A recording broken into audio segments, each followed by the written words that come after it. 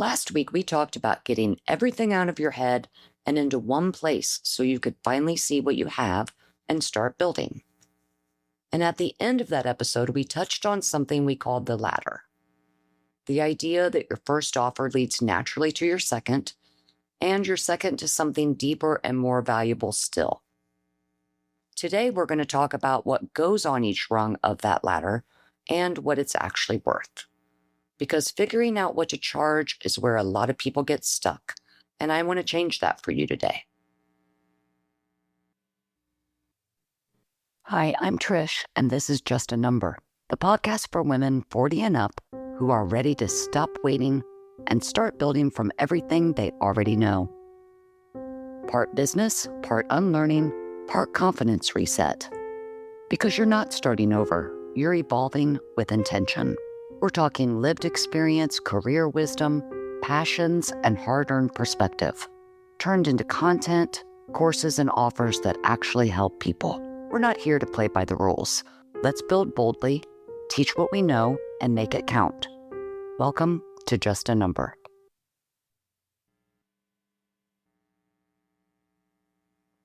We're going to talk about something that's a little bit touchy and a little difficult to put specific numbers to. We're going to get into the psychology behind pricing. So not a formula or what you should charge for a specific type of offer, but the thinking behind how to get to a number that actually makes sense for what you're delivering. Because I think that's where the real work is. So let's get into it. I want to start by asking you a question. When you think about what to charge for something you're building, where does your mind go first? For most people, it goes straight to the internet, right? You're going to open up a browser or AI, YouTube. You start searching and you look at what other people in your space are charging. You use that as your starting point. So maybe you land a little lower because you're newer or because you don't want to seem like you're overcharging. Maybe it's somewhere in the back of your mind that you're just not quite sure your thing is worth as much as theirs. And that's a comparison trap.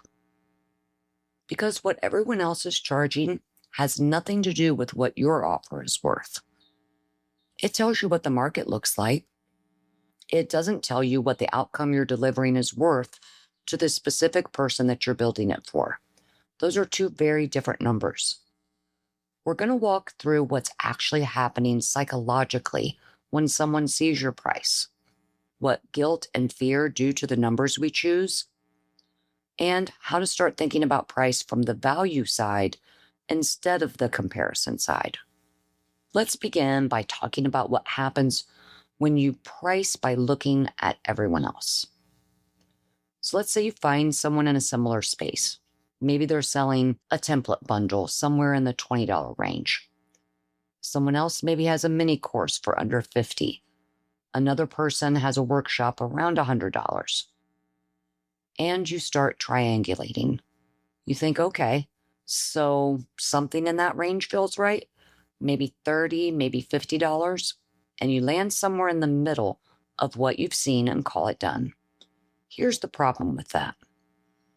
You have no idea what went into any of those offers. You don't know what outcome they're promising or whether they're even delivering on it. You don't know what their audience looks like or how long they've been building trust with those people. You don't even know if they're making money at that price point or quietly losing it. So you're using someone else's guesswork as your reference point.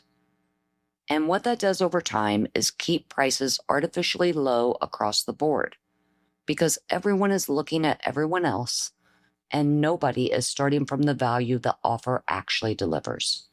So it becomes a race to the middle that nobody wins. The question that should be driving your price isn't what everyone else is charging. It's what does this offer actually do for the person buying it? That's your starting point. Everything else is just noise. A lot of us carry real emotional weight around pricing and money in general. And when I say a lot of us, I mean specifically women. This isn't a generalization. It's a pattern that shows up in research And it shows up in conversations I have with women who are building offers and then talking themselves out of charging what those offers are worth. It usually comes down to one of three things, and they tend to show up together. The first is fear. The fear that if you charge more, people won't buy. That a higher price point is a barrier of some kind, and it'll push people away, or you'll lose the sale before you even have a chance to show what you can do. So you lower the number just in case. The second is guilt. This one is quieter, but it runs deep for many of us. It sounds like, this comes so naturally to me. How can I charge a lot for something that feels easy? Or I've been doing this for so many years, but it doesn't feel like it should cost that much because I'm not a big name. There's something really uncomfortable about asking someone to pay for something that came from you, from your experience and expertise, from what you know. Like putting a price on it feels like too much. And the third is the comparison spiral. You look at what someone else is charging, someone who seems more established or more visible, maybe more confident, and you think, well, I can't charge that much. And then you look at someone newer and you think, well, I should at least charge more than that. So you end up somewhere in the middle that has nothing to do with your offer and everything to do with how you're measuring yourself against other people. Now, all three of these are normal and very, very common. And all three of them will keep you undercharging for as long as you let them operate in the background. You might be afraid. You may feel guilty. You might be in a comparison spiral right now, and that's okay. Here's something that might shift the way you think about this. When you price something too low, you don't just leave money on the table. You actually change how the buyer experiences what they're getting. Think about it for a second from your own experience as a buyer. Let's say you find something free online. You download it. How much attention do you actually give it? Like, do you block time for it, show up fully, and implement what it teaches? Or does it just sit in your downloads folder? Maybe you don't even open it because there's no skin in the game. Now think about something you actually paid for, even if it's something small, something in the $20 or $30 range, something where you made a real decision to spend money. Did that change how you showed up for it? Did it feel different going in? For most people, the answer to that is yes, because price is a signal. It tells the buyer what to expect before they've even opened what they've purchased. A low price can signal low stakes, right? A price that reflects value signals that what's inside is worth their time and attention. And this is where the guilt piece really comes into focus. Because the guilt of charging for something that comes naturally to you might actually be working against the people that you want to help. When you give something away for free, you're telling the person receiving it at a psychological level that it isn't worth much. When you charge for it, even if it's a small amount, you're saying this is real and valuable and it's worth your attention. And that changes how they receive it and how much they actually do with it. So charging isn't taking something from someone. It's signaling to them that what they're getting has real value. And once that lands, the guilt starts to lose its grip. Now let's talk about what's happening on the buyer's side when they see your price, because this changes how you think about presenting your offer. Buyers use price as a quality signal. Before they've read a word of your description or heard a single testimonial, the number itself tells them something about what they're about to get. It's not conscious. It's the brain doing a quick calculation. Is this worth my money and my time? A price that feels too low can actually trigger skepticism. A price that feels proportionate to the outcome being promised tends to trigger confidence. Buyers also don't evaluate a price in isolation, right? They see it in context, and that context is shaped by what they encountered first. This is called anchoring, and it matters more than most people realize. Now, if you describe the outcome your offer delivers before you name the price, the outcome becomes the anchor. The buyer's brain is already holding that value when the number appears. But if you lead with the price and follow with the features, they're looking at a number with nothing to measure it against, which means they go searching for a reference point, which is usually whatever they find from someone else. So the order matters. Value first, price second.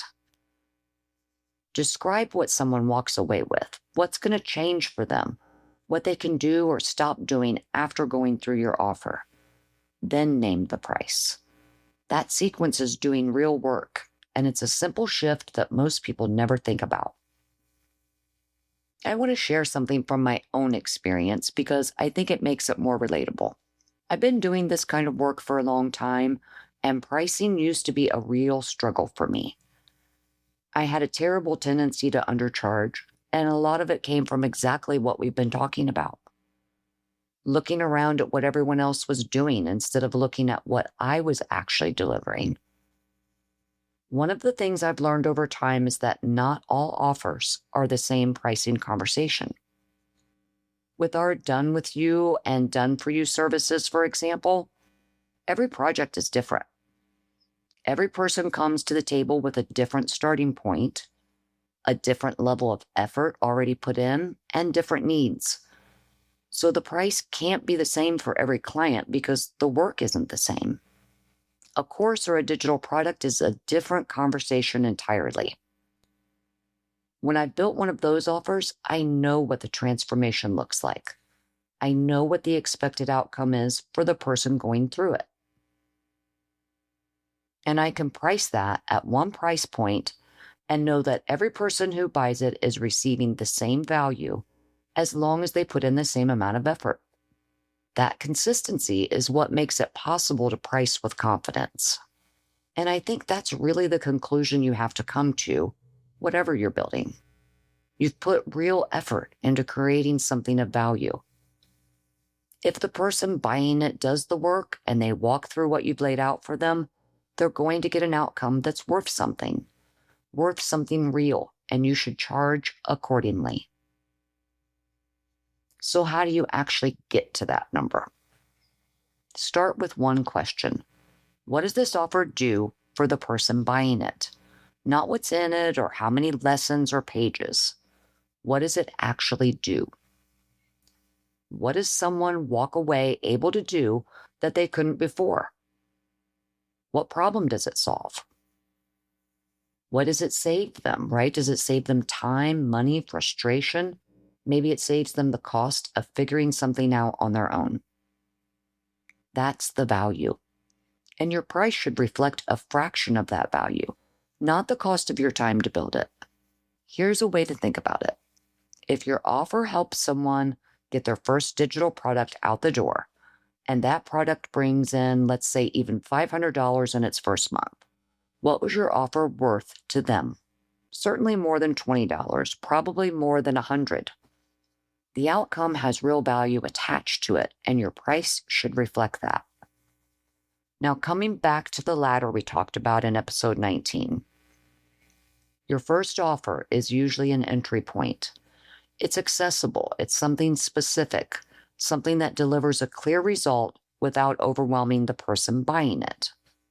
That offer can be priced to reflect the scope without racing to the bottom. And because it's the first rung, it leads naturally to the next one, which goes deeper and delivers more and supports a higher price point. You don't have to put everything you have into your first offer to justify charging for it. You just have to be clear about the outcome it delivers and let that drive the number. I hope today's episode gave you a different way to think about what your offer is worth. Not what the market says, not what your gut says when it's scared, but what the value you're delivering actually supports. If you have any questions about pricing, feel free to drop us a DM on Instagram, or you can email me. My email address is in the show notes. We'd love to help you figure it out. Because the clearer you are on what you're offering and what it does for someone, the easier this conversation will become. I'll see you in the next episode.